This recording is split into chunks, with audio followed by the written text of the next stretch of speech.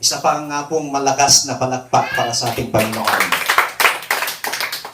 Ngayong umaga po ay darako na tayo sa salita ng ating Panginoon.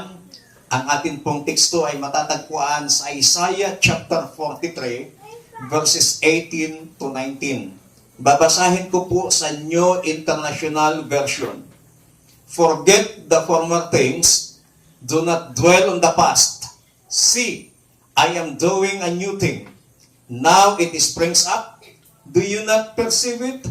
I am making a way in the wilderness and streams in the wasteland. Pagpalain ng Panginoon ng kanyang masalita na atin pong nabasa.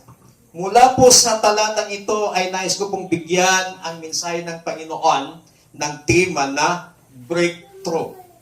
Kapag sinabi nating breakthrough, ito po yung pambihirang tagumpay. Kung titingnan po natin ang Isaiah chapter 43, verses 18 to 19, yung ating pong teksto, ang Israel ay nakakaranas ng punishment ng Panginoon because of their sin and rebellion against God. Kaya ang bansang Israel this time ay dahil sa kanilang pagre-rebelde sa Panginoon at dahil sa kanilang kasalanan na paulit-ulit nilang ginagawa, kaya dito po ay pinapanis sila ng ating Panginoon. Pinapanis sila not to the extent na yun po ay isang kaparusahan, pero pinapanis sila ng Panginoon upang ipaalala ng Diyos kung gaano siya kadakila, upang ipaalala ng Panginoon kung gaano siya katapat sa kanilang mga buhay. God wants to give them hope and encouragement. Ang ginagawa ng Panginoon sa mga Israelita ay binibigyan niya sila ng pag-asa at kalakasan, sapagkat makikita po natin dito ng akala ng mga Israelita, sila po ay kinalimutan na ng Panginoon.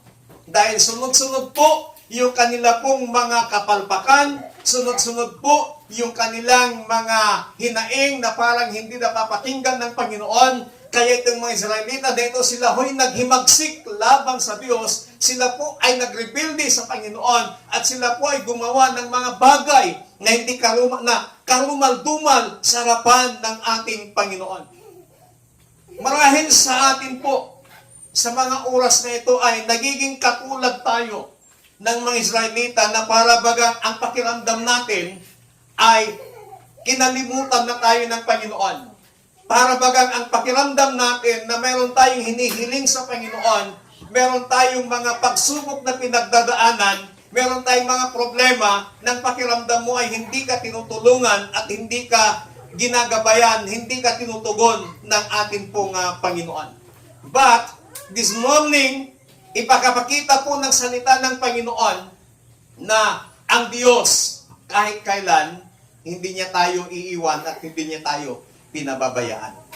Kapag sinabi nating breakthrough, ang ibig sabihin ng salitang breakthrough is God's intervention in overcoming obstacles and achieving the impossible.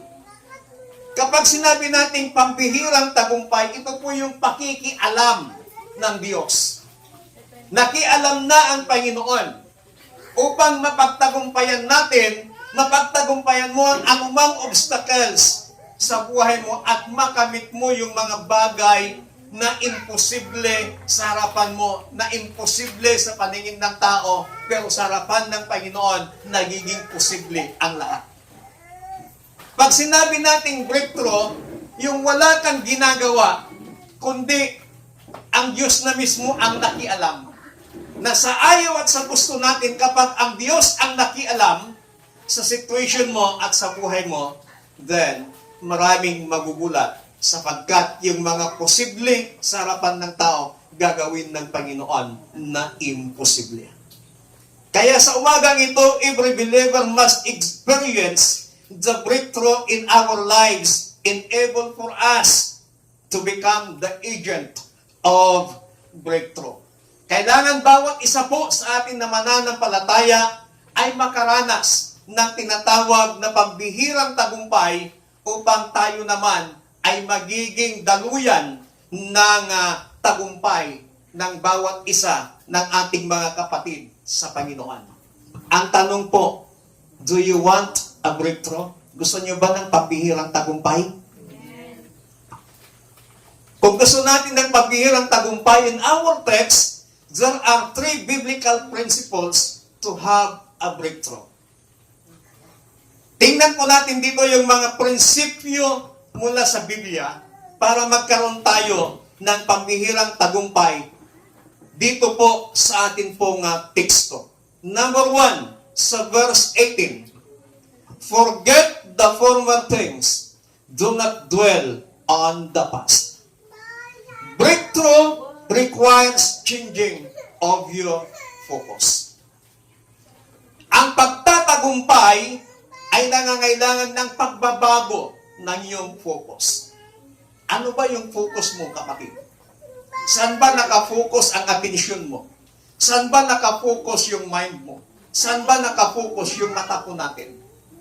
Kinakailangan magkaroon tayo ng pagbabago ng focus upang ikaw at ako ay magkaroon ng tagumpay. Ano pong sinabi dito ng ating Panginoon sa mga Israelita? At hindi lamang para sa mga Israelita, kundi para din po sa ating lahat. Forget the former things, do not dwell on the past. Change our focus. Para mabago ang ating focus, we must forget the past. Kalimutan ang nakaraan. Let go of regret and dwelling on past failures. Past hurts and disappointments can create a spiritual block that prevents you from moving forward. Yung mga nakaraang mga sakit, nakaraang mga disappointments sa ating mabuhay, ito ay nakakagawa ng spiritual na paghadlang upang ikaw at ako ay hindi makapagpatuloy sa buhay. The past can become a prison, whether it's failure, trauma, or even success. Kung hindi natin kinakalimutan yung nakaraan, yung past, ang sabi ay parang magiging isang kulungan. Maging ito man ay failure, maging ito man ay trauma, o maging ito man ay tagumpay. Kung nananatili ka doon, para kang nakakulong. Tandaan po natin, lahat po tayong may past. Sino po yung walang nakaraan sa kanyang buhay? Lahat po tayong may nakaraan. Kanya-kanyang nakaraan ang bawat isa po sa atin. But tandaan po natin, your past is a chapter of your life, not the whole book. Amen. Amen. Amen. Ang past po natin, chapter lang, bahagi lang ng isang aklat, pero hindi yan yung kabuuang aklat. Kung ikaw man ay hinuhusgahan because of your past, then ang sabi ng Biblia, forget your past. Huwag tayong mag-focus sa ating mga nakaraan. Your past is a place of reference, not a residence. Ang nakaraan po natin ay bahagi lamang ng ating referensya sa buhay, hindi natin ito tirahan. Huwag kang tumira sa nakaraan mo. Daanan mo ang nakaraan mo sa buhay. Forget doesn't mean to erase memory, but it means to refuse to let it control you. Walang sinumang tao na hindi nakakaalala ng kanyang past. But ang sinabi ng Biblia, forget the former things. Forget your past. Yung salitang paglimot sa nakaraan, it doesn't mean na binubura natin sa ating kaisipan yung ating mga nakaraan. But ang ibig pong sabihin nito is, you refuse to let it control you. Hindi mo hinahayaan na yung past mo ang siyang magkukontrol sa iyo. Kaya kapatid, sa umagang ito, huwag mong hayaan na yung nakaraan mo ang mag-control sa buhay mo. Ang sabi nga ni kapatid na Pablo, forgetting what is behind and reaching forward. Kalimutan natin ang lahat ng nakaraan at tayo ay magpatuloy sa buhay. Sa umagang ito, tulad ng sinabi ko, marami tayong nakaraan. Mga pangit na nakaraan sa buhay. Mga pagbagsak sa buhay, mga failures sa buhay.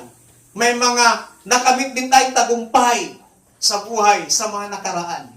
But ang lahat ng yon, ang sabi ng salita ng Panginoon, we must forget all those things at huwag nating hayaan na yung mga nakaraan ang siyang patuloy na mag-control sa buhay mo. Hayaan natin ng Diyos ang mag-control sa buhay po natin. Hayaan natin ng Panginoon ang siyang humawak sa manibela ng ating buhay upang sa ganon ay madala niya tayo sa nais ng Panginoon na pagdalahan po sa atin. Palakpakan po natin ang Panginoon.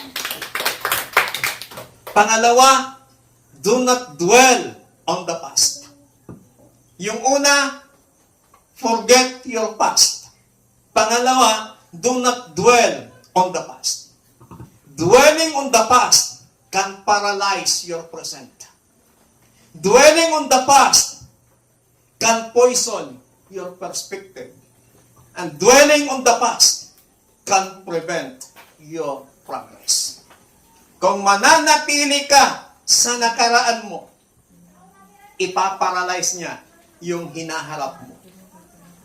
Kung mananatili ka sa nakaraan mo, lalasunin niya ang pananaw mo sa buhay. Kung mananatili ka sa nakaraan mo, hahadlangan niya ang iyong progreso. Hahadlangan niya ang iyong paglago. Kaya ang sabi ng Panginoon, do not dwell on the past. We must learn from the past. Isang aral, matuto tayo sa nakaraan. Ang sabi po ng isang author, si B.G. Harvey, ang sabi niya dito, whatever happened in the past belongs in the past. Learn from it, grow, and move on. Don't let it determine your future. Ang mga nakaraan, sabi niya, anumang nangyari sa mga nakaraan, ito'y sa nakaraan na lamang. Matuto ka dito, lumago, at magpatuloy. Huwag mong hayaan na ang nakaraan mo ay i-determine niya ang hinaharap mo. Do not dwell on the past. Kaya sa lahat ng mga may nakaraan dito, pangit man, maganda man, huwag kang manatili sa nakaraan. Amen? It belongs only to the past. So yun yung una. Para tayo po ay makaranas ng pagbihirang tagumpay, we must change our focus. Pangalawa, verse 19a, see, sabi ng Panginoon, I am doing a new thing. Now it springs up. Do you not perceive it? I am making a way in the wilderness and streams in the wasteland. Breakthrough requires clarify your focus. Yung isa kanina, change your focus. Ngayon naman, clarify your focus. Kailangan linawin natin ano ba yung focus mo sa buhay. We must discover what God wants for you. Kailangan madiscover mo sa buhay mo kung ano yung gusto ng Panginoon na mangyari sa buhay mo. Kung mapapansin po natin yung salitang binanggit niya, see, I am doing a new thing. It springs up. Do you not perceive it? Hindi mo ba ito nakikita? Ang sabi ng Panginoon, tingnan mo, ako'y gumagawa ng bagong bagay sa buhay mo. Hindi mo ba ito nakikita? Yung salitang perceive, it means to know by seeing. Recognition, acknowledge, aware of, and understand. So, kinakailangan maging aware ka sa mga bagay na ginagawa ng Panginoon sa buhay mo. Kinakailangan makita po natin kung ano yung pananaw ng Diyos sa ating mga buhay. Ano ba yung nakikita mo sa buhay mo, kapatid? Do you see possibilities or problems?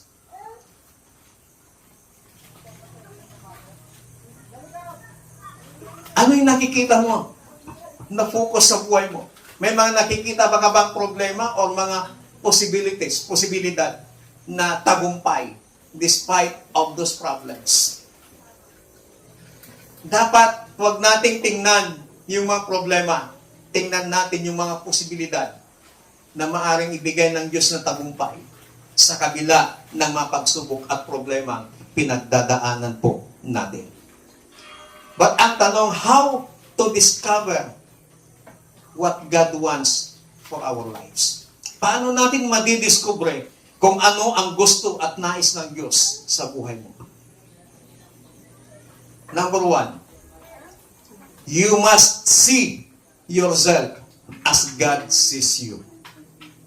Kinakailangan tingnan mo ang iyong sarili katulad ng pagtingin sa iyo ng Panginoon. Ang tingin sa iyo ng Diyos, you are special. Ang tingin sa iyo ng Diyos, ikaw ay kanyang anak. Ang tingin sa iyo ng Panginoon, ikaw ay napakahalaga. Now, tinitingnan mo din ba ang iyong sarili na ikaw ay anak ng Diyos? Tinitingnan mo din ba ang iyong sarili na ikaw ay mahalaga sa harapan ng Panginoon? O tinitingnan mo ba ang iyong sarili na napakahalaga mo pala? O ang tingin mo sa iyong sarili ay wala kang kwenta? Ang tingin mo ba sa iyong sarili ay puro na lang problema ang idinudulot mo? Kapatid, clarify your focus.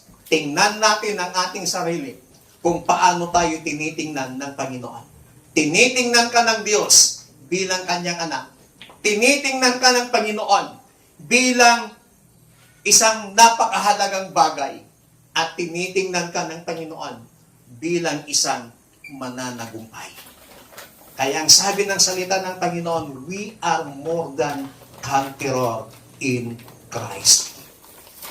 Pangalawa, kung paano natin madiskubre kung ano yung nais ng Panginoon sa atin. You must see your possibilities as God sees them. Kailangan makita mo yung mga posibilidad sa buhay mo katulad ng nakikita ng Panginoon. Ano bang sabi ng salita ng Panginoon? I am making a way in the desert. Gumagawa ako ng daan sa mga disyerto. Bagamat napakarami mong pagsubok sa buhay, bagamat napakarami mong problema sa iyong buhay, kinakailangang makita mo yung mga posibilidad na gagawin ng Panginoon sa buhay mo. Hindi yung nakikita mo yung dami ng problema, yung dami ng pagsubok na nararanasan mo. We must clarify our focus. Tingnan mo yung mga posibilidad, tingnan mo yung mga ginagawa ng Panginoon sa buhay mo. In every day in our lives, meron pong ginagawa ang Diyos sa atin. In every minute of our lives, in every second of our lives, meron pong ginagawa ang Panginoon. At gusto ng Panginoon na baguhin ang takbo ng iyong buhay. Na sa tingin mo, puro na lang kahirapan, sa tingin mo na puro na lang napakahirap na sitwasyon ang iyong pinagdadaanan. Kapatid, ang nais ng Diyos, babaguhin niya ang takbo ng iyong buhay at sana nakikita din natin yung bagay na yon yung nais ng Panginoon na gawin niya sa buhay mo. We must pay attention to God, what is doing. Tingnan po natin kung ano ang ginagawa ng Panginoon. Yung salitang perceive it, we must recognize yung ginagawa ng Panginoon sa atin. God is doing something new sa buhay mo. God is not repeating the old. He's birthing something new. Hindi inuulit ng Panginoon yung mga nakaraan mo sa buhay. Kundi ang ginagawa ng Diyos, gumagawa siya ng panibago. Laging bago, laging brand new ang ginagawa ng Panginoon sa buhay mo. Yung sinabi niya dito na, now it springs up. It implies that the breakthrough has already begun, even if unseen. Na kahit di pa natin nakikita, kapatid, ang Diyos gumagawa na ng breakthrough sa buhay mo. Kailangan makita mo yon. Kailangan mabuksan ang ating spiritual na paningin. Kailangan mabuksan ang ating spiritual na pangunawa na may ginagawa ang Panginoon sa ating buhay. Pangatlo at ang panghuli na biblical principles upang ikaw at ako ay makaranas ng breakthrough. Breakthrough requires committing to God's plan. Sabi ng verse 19b, I am making a way in the wilderness and streams in the wasteland.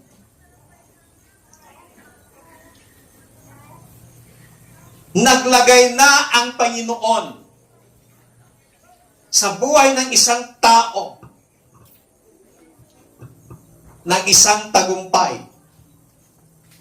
But, ang tanong, nasa sayo pa rin ang decision kung paano ka mag-response sa ibinigay ng Panginoon. If you refuse to God's plan, if you refuse to follow God's plan sa buhay po natin, then hindi mangyayari yung breakthrough na inaasam natin sa ating mga buhay. Trust God to make a way where there is no way. Pagtiwalaan natin ang Panginoon na siya'y gumagawa ng mga daan na sa tingin natin wala nang paraan. Sa tingin mo, nasa dulo ka na ng walang hanggan. Pero ang Diyos, gagawa pa rin ng daan. Merong isang awit na, God will make a way where there seems to be no way. Na sa tingin natin, wala nang solusyon. Sa tingin natin, wala nang paraan. But ang Diyos, gumagawa ng solusyon, gumagawa ng paraan para sa buhay mo, para ikaw ay patuloy na magkaroon ng breakthrough. Palakpakan nga natin ang Panginoon. Yung sinabi ditong wilderness, ito yung tinatawag na confusing seasons. Ito yung tinatawag na dry. Ito yung tinatawag na barrenness. Ito yung tinatawag na kawalan. Ito yung tinatawag na crisis. Sa buhay mo, ito yung tinatawag na naguguluhan ka sa buhay mo. At kapag sinabi naman natin streams in the wasteland, God's supernatural provision and refreshing. Ito yung mga provision ng Panginoon na despite sa mga pagsubok, despite sa kawalan, if you're in the desert, nasa disyerto ka, nasa kawalan ka ng buhay, nasa crisis ka ng buhay, but God, the supernatural provision of God, ay patuloy niyang ipinaparanas sa bawat isa po sa atin. Because our God is specialized in making impossible situation to possible. Kaya lagi po nating tandaan that if you are in the wilderness, you're a candidate for a breakthrough. Amen. Kung ikaw ay nasa crisis ng buhay, Kung ikaw ay napakaraming pagsubok sa buhay, tandaan mo kapatid, kandidato ka ng pagiging matagumpay sa buhay. Huwag ka lang manatili sa nakaraan mo. Huwag ka lang tumira sa nakaraan mo. Sabi ng salita ng ating pong Panginoon. Trust God's timing and power. God's timing is perfect. And the breakthrough is starting right now sa buhay mo. Don't trust for it. Huwag kang magmadali sa tagumpay. Don't give up. Trust God on His process.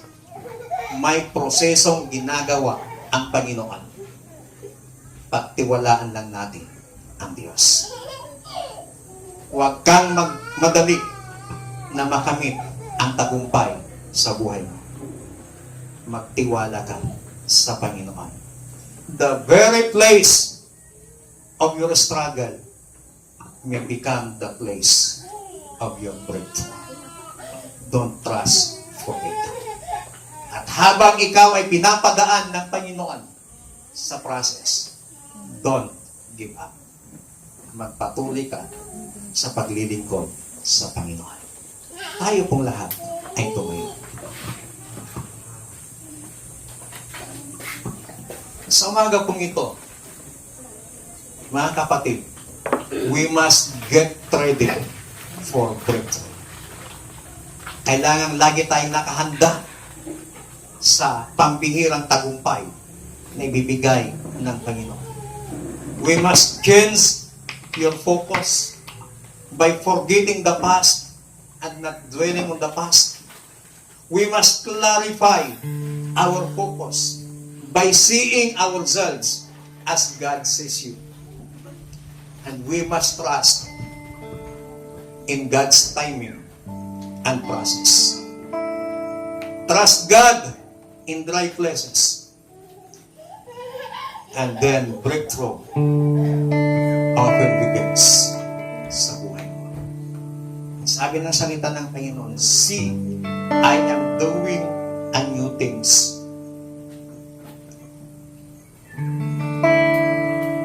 Now it springs up. Do you not perceive it? I am making a way in the wilderness and the streams in the wasteland. If you are in the wilderness right now, if you are in the crisis right now, ikaw ay may pinagdadaanan sa buhay mo ngayon, kapatid. Trust God on His process. Trust God on His timing. Don't trust for it. Don't give up. Patuloy kang magtiwala sa ating Panginoon. Hallelujah. Muli nating awitin yung inawit natin kanina sa worship. At sana ito yung desire ng ating buhay na iparanas ng Panginoon ang kanyang kalwalatian, ang kanyang kapangyarihan sa ating mabuhay.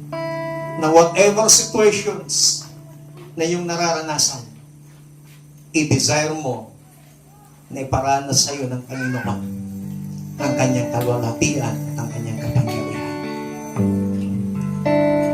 Buksan mo yung spiritual na paningin. Buksan mo yung spiritual na pangunawa upang makita mo na mula sa oras na ito, meron nang ginagawa ang Panginoon sa buhay mo ng mga bagong bagay. Hallelujah. Huwag ka lang sumuko, kapatid. At huwag kang magmadali. Huwag mong sabihin, ang tagal-tagal naman nun. Tagal ko nang naghihintay.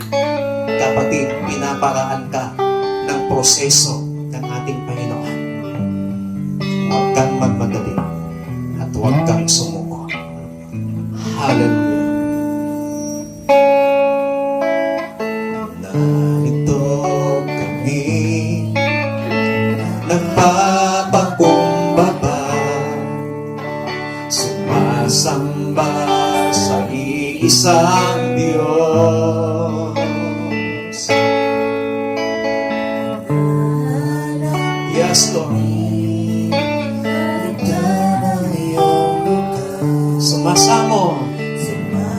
sa iyong pagkilos.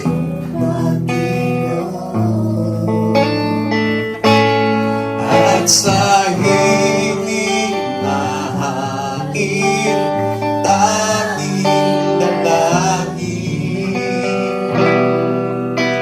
kami katakoy, narito kami,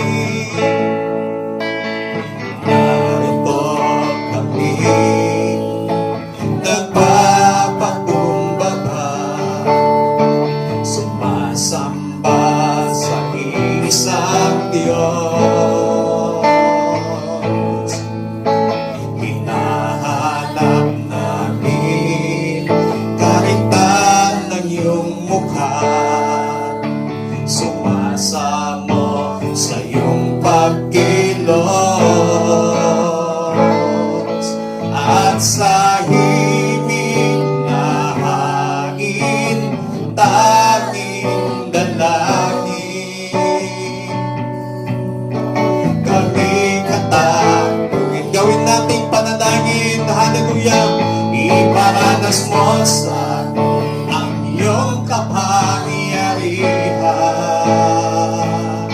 Ipamanas mo sa amin ang iyong kalwalhatian. Hanggang ang aming kaluluwa'y mapustos ng lubusan, at sa aming kalagitnaan bumaba ang kalangitan. Dakila ang iyong ngalan. Hallelujah. Sana mula sa umagang ito, kapatid, i-desire mo na patuloy na paranas ng Panginoon ang kanyang kapangyarihan at ang kanyang kalwalhatian sa iyong buhay. Kapatid, the message of God, He wants us na maranasan mo ang breakthrough sa buhay mo. But hindi lamang basta-basta breakthrough. Gusto ng Panginoon na gawin natin yung mga biblical principles. At gusto ng Panginoon na ikaw at ako, kapatid, ay makaranas ng breakthrough sa buhay. Meron ka pa bang hindi malimut-limutang mga nakaraan sa iyong buhay? It's time for us na ibaon ng lahat sa limot yung mga bagay na yan. Dahil kung patuloy mo itong aalalahanin, patuloy ka niyang ikukulong sa iyong mga nakaraan. But God wants us to become free. At gusto ng Panginoon makaranas ka ng breakthrough sa buhay mo. Meron ka bang pinagdadaanan sa buhay mo, kapatid, sa oras na ito? Trust on the process of God. Uulitin ko, huwag kang magmadali na makamit ang tagumpay. Huwag kang sumuko. At habang ikaw ay pinapadaan ng Panginoon sa kanyang proseso, patuloy mo siyang pagtiwalaan. Hallelujah.